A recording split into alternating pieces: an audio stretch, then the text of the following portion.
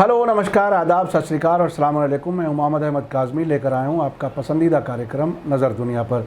आज media star world Beirut धमाके के बाद होने वाले वाक़यात से ज़रा हटकर अपने पड़ोसी मुल्क पाकिस्तान और सऊदी अरब के बीच कश्मीर और अयोध्या मामले पर बढ़ते इख्तलाफात के बारे में आपको अहम खबर पहुंचा रहा है। पाकिस्तान का कश्मीर पर क्या रुख है, उस पर बहुत ज़्यादा बहस की ज़रूरत नहीं है। हम सभी जानते हैं, जब से भारत सरकार ने जम्मू कश्मीर के स्पेशल दर्जा देने वाले आर्टिकल 370 और 35A को हटाया है, पाकिस्तान की कोशिश है कि इस मामले को इंटरनेशनल लेवल पर उछाले। इसमें काफ़ी हद तक ऐसा हुआ भी है। अभी हाल ही में उसने एक नया नक्शा जारी किया है जिसमें जम्मू कश्मीर को पाकिस्तान का हिस्सा होने का दावा किया गया है और वहाँ के फ़ॉरेन मिनिस्टर शाह महमूद कुरैशी ने एक जज्बाती तकरीर के दौरान कश्मीर में श्रीनगर आकर कश्मीरियों के साथ नमाज अदा करने का इरादा जाहिर किया है। इस सब के दौरान उसने सऊदी अरब के ज़ेर असर organisation of Islamic countries OIC का स्पेशल सेशन कश्मीर के मामले पर करने के लिए कई बार मांग की है। अब पाकिस्तान ने इस मामले पर सऊदी अरब से नाराज़गी जताई है। साथ ही सऊदी अरब ने पाकिस्तान को तेल उधार देना बंद कर दिया है। पाकिस्तान ने सऊदी अरब से लिए गए कर्ज़े का कुछ हिस्सा वापस किया है। खबर काफ़ी दिलचस्प है, आखिर तक ज़रूर देखें। इससे ये भी मालूम होगा कि इस सब के बीच भारत को क्या फ़ायदा या क्या नुकसान हो रहा है। ये बात तय है कि अब इस्लामाबाद और रियाद के रिश्तों में खटास आ गई है। खबर में आगे बढ़ने से पहले आपसे गुजारिश है कि अगर आप YouTube पर देख रहे हैं तो सब्सक्राइब कर लें और घंटी दबाना ना भूलें, और अगर फेसबुक पर देख रहे हैं तो हमारा पेज फॉलो कर लें और लाइक ज़रूर करें ताकि आपको हमारी हर एक वीडियो की खबर सही वक्त पर मिल सके। और अगर आपको हमारी खबर सच्ची और अच्छी लगे तो अपने व्हाट्सएप ग्रुप, फेसबुक, इंस्टाग्राम और ट्विटर अकाउंट पर ज़रूर शेयर करें ताकि मीडिया स्टार वर्ल्ड की खबरें दुनिया भर तक पहुँच सकें। खबर ये है कि पाकिस्तान और सऊदी अरब के बीच नाराज़गी बढ़ती जा रही है।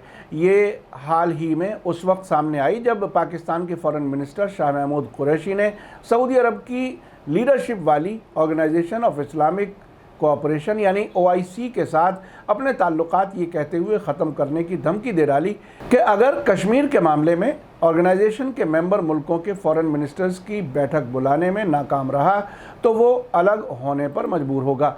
ये ख़बर इस्लामाबाद से तुर्की की न्यूज़ एजेंसी अनादोलू के नुमाइंदे इस्लामुद्दीन साजिद ने लिखी है। कुरैशी ने फ़िलिस्तीन, कश्मीर और बाबरी मस्जिद समेत कई मामलों के बारे में OIC की चुप्पी की नुक्ताचीनी की है।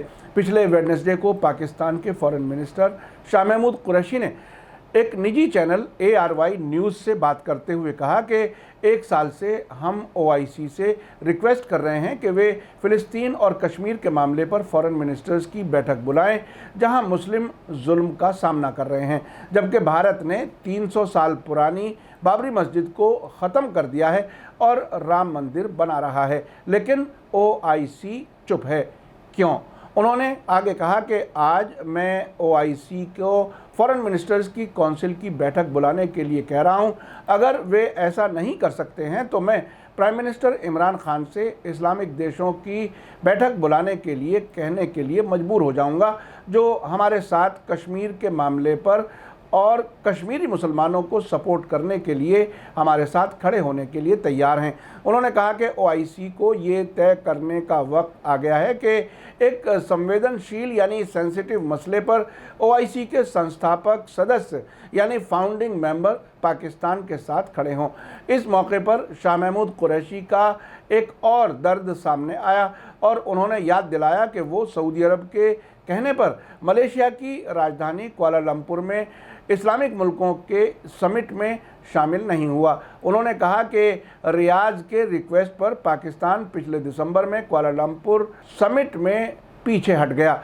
इस मौके पर उन्होंने सिर्फ सऊदी अरब को ही क्रिटिसाइज़ नहीं किया बल्कि मलेशिया के उस वक्त के प्राइम मिनिस्टर की तारीफ़ करते हुए कहा कि मैं महाथिर मोहम्मद की तारीफ़ करता हूं जिन्होंने हमारे फ़ैसले पर एक भी लफ्ज़ नहीं बोला क्योंकि उन्होंने हमारी हकीकी हालत को जान लिया था। आपको याद दिला दूं कि दिसंबर 2019 को कुआलालंपुर में हुई मुस्लिम मुल्कों की कॉन्फ्रेंस में ईरान और तुर्की के प्रेसिडेंट्स और कतर के अमीर ने महासिर मोहम्मद के इन्विटेशन पर हिस्सा लिया था, जबकि आखिरी लम्हे पर सऊदी अरब के दबाव में पाकिस्तान के प्राइम मिनिस्टर इमरान खान ने हिस्सा लेने से इनकार कर दिया था।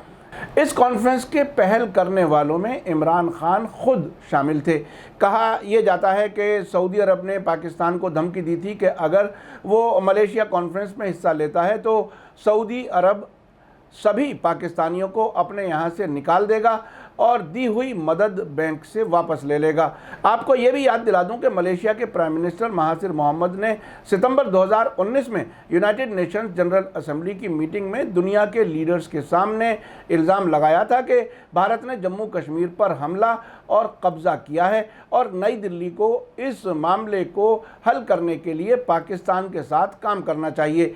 भारत के मीडिया में ये खबर काफ़ी अहमियत के साथ छपी थी। पाकिस्तान के फॉरेन मिनिस्टर शाह महमूद कुरैशी ने आगे कहा कि आज पाकिस्तानी जो हमेशा मक्का और मदीना के लिए अपनी ज़िंदगी की कुर्बानी देने के लिए तैयार रहते हैं, उन्हें सऊदी की तरफ से कश्मीर मामले पर लीडिंग रोल अदा करने की ज़रूरत है। अगर वे अपना रोल नहीं निभाएंगे तो मैं प्राइम मिनिस्टर इमरान खान से कहूँगा कि वो सऊदी अरब के साथ या बिना उसके आगे बढ़ें। इस साल की शुरुआत में इमरान खान ने यह बात कबूल की थी कि वे सऊदी अरब के कहने की वजह से कॉन्फ्रेंस में शरीक होने से चूक गए थे, जिसके लिए उन्होंने दुख जाहिर किया था। उन्होंने उस वक्त कहा था कि बदकिस्मती से हमारे दोस्त जो पाकिस्तान के बहुत करीब हैं, उन्हें लगा कि किसी तरह से ये कॉन्फ्रेंस मुस्लिम उम्मा को बांटने जा रही है। इमरान खान ने इस साल फरवरी में कुआलालंपुर के सफ़र के दौरान एक प्रेस कॉन्फ्रेंस में ये बात कही थी। सऊदी अरब और पाकिस्तान के बीच की नाराज़गी इस बात से भी जाहिर हो रही है कि पाकिस्तान के फॉरेन मिनिस्टर ने हाल ही में कहा था कि हमने सऊदी अरब को $1 अरब वापस लौटा दिए हैं। उन्होंने कहा कि हमें इस बात का एहसास है कि तेल की कीमतों के नीचे आने से सऊदी अरब में कितना फाइनेंशियल क्राइसिस आ गया है। आपको बता दूं कि सऊदी अरब सरकार भारत के साथ अपने साझा हितों यानी कॉमन इंटरेस्ट्स की वजह से कश्मीरी अवाम और भारतीय मुसलमानों के बारे में बात करने से बच रही है। आपको याद दिला दूं कि अक्टूबर 2018 में सऊदी अरब ने पाकिस्तान के प्राइम मिनिस्टर इमरान खान के दूसरे सफ़र के बाद पाकिस्तान की कमज़ोर इकॉनमी को सहारा देते हुए $6 अरब का सपोर्ट पैकेज दिया था। इसमें सऊदी अरब से तेल इंपोर्ट के लिए $3 अरब की उधार की गुंजाइश दी गई थी, जबकि बाकी $3 अरब सीधे पाकिस्तान को दिए गए थे। तेल के लिए उधार के मामले में पाकिस्तान की फाइनेंस मिनिस्ट्री ने एक बयान में उस वक्त कहा था कि ये अरेंजमेंट 3 साल के लिए होगा, जिसके बाद इसकी समीक्षा यानी एनालिसिस की जाएगी। इसी बीच सऊदी अरब और पाकिस्तान के बीच पैदा हो रहे इख्तलाफ के दौरान ही अभी 8 अगस्त को इस्लामाबाद से प्रेस ट्रस्ट ऑफ इंडिया ने पाकिस्तान के अखबार एक्सप्रेस ट्रिब्यून के हवाले से अपनी रिपोर्ट में कहा था कि पाकिस्तान को मई से सऊदी अरब से उधार पर तेल नहीं मिल रहा है, क्योंकि 2 महीने पहले उधार वाला अरेंजमेंट ख़त्म हो गया है। पाकिस्तान के पेट्रोलियम डिपार्टमेंट के स्पोक्सपर्सन साजिद काजी ने कहा है कि इस समझौते की मुद्दत मई में ख़त्म हो गई है और इस फैसिलिटी को फिर से जारी करने के लिए मुल्क की फाइनेंस मिनिस्ट्री के ज़रिए कोशिशें की जा रही हैं। इसी बीच पाकिस्तान के तुर्की के नज़दीक जाने के इशारे मिल रहे हैं। आज ही वहां के बड़े अखबार डॉन ने रिपोर्ट दी है कि यूनाइटेड नेशंस जनरल असेंबली के 75वें सेशन के प्रेसिडेंट के तौर पर चुने गए तुर्की मूल के वोल्कान बोजकिर ने मंडे को इस्लामाबाद में पहुंचकर इलाकाई अमन और सिक्योरिटी के लिए जम्मू कश्मीर मसले के पुरअमन हल की अहमियत पर जोर दिया है और भारत और पाकिस्तान के बीच मीडिएशन की पेशकश की है। आपको याद दिला दूं कि अब से पहले अमेरिका के प्रेसिडेंट डोनाल्ड ट्रंप भी भारत और पाकिस्तान के बीच जम्मू कश्मीर मामले पर मीडिएशन यानी बिचौलिए के तौर पर काम करने के लिए पेशकश कर चुके हैं। यूनाइटेड नेशन के चुने गए प्रेसिडेंट तुर्की के शहरी बोजकिन ने पाकिस्तान के फॉरेन मिनिस्टर शाह महमूद कुरैशी के साथ जॉइंट प्रेस कॉन्फ्रेंस में कहा कि जम्मू और कश्मीर पर विवाद सुलझना साउथ एशिया में परमानेंट अमन की कुंजी है। इलाके की सिक्योरिटी को डिप्लोमेटिक हल के ज़रिए से बनाए रखा जाना चाहिए। डॉन के मुताबिक यूनाइटेड नेशंस जनरल असेंबली के प्रेसिडेंट के तौर पर चुने जाने वाले पहले तुर्की शहरी Vulcan Bozkir foreign minister Qureshi के साथ फॉरेन मिनिस्ट्री में बोल रहे थे।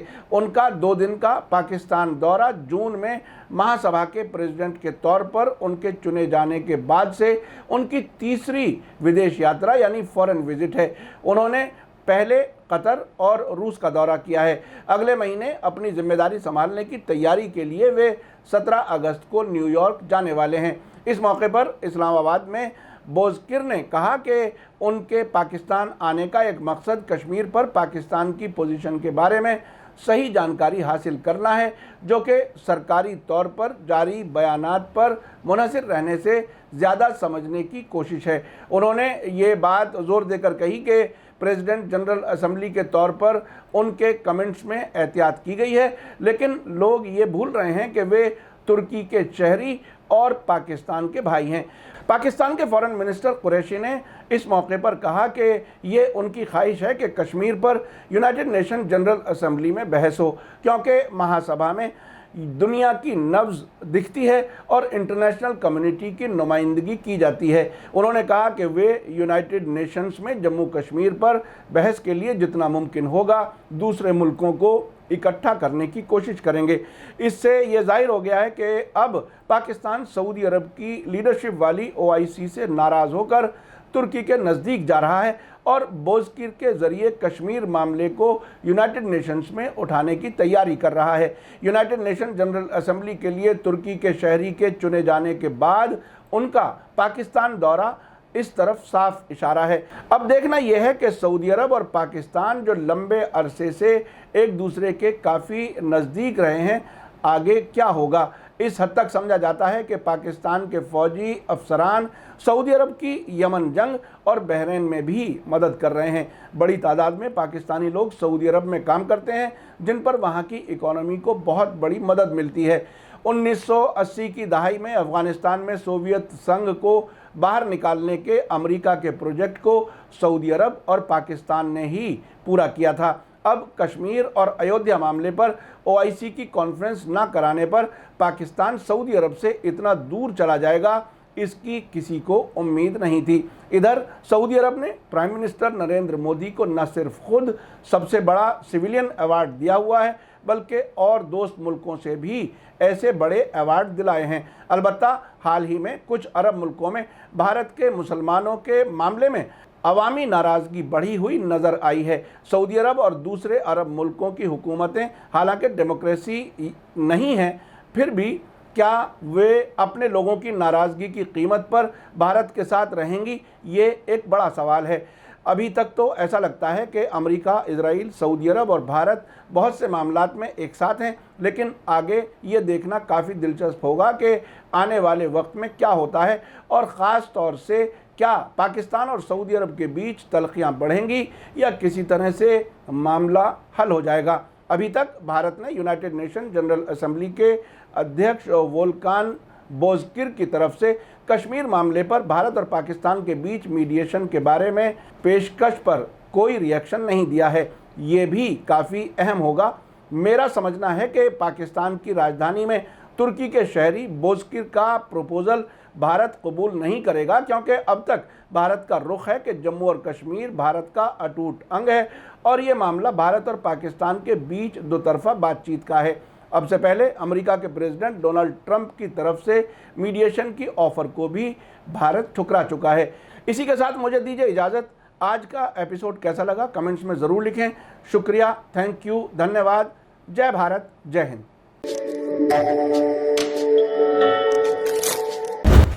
मीडिया स्टार वर्ल्ड के और वीडियो देखने के लिए हमारे चैनल को सब्सक्राइब करें और सीधे नोटिफिकेशन पाने के लिए बेल आइकन दबाएं। और अगर हमारी खबर सच्ची और अच्छी लगे तो अपने व्हाट्सएप, इंस्टाग्राम, फेसबुक और ट्विटर अकाउंट पर ज़रूर शेयर करें।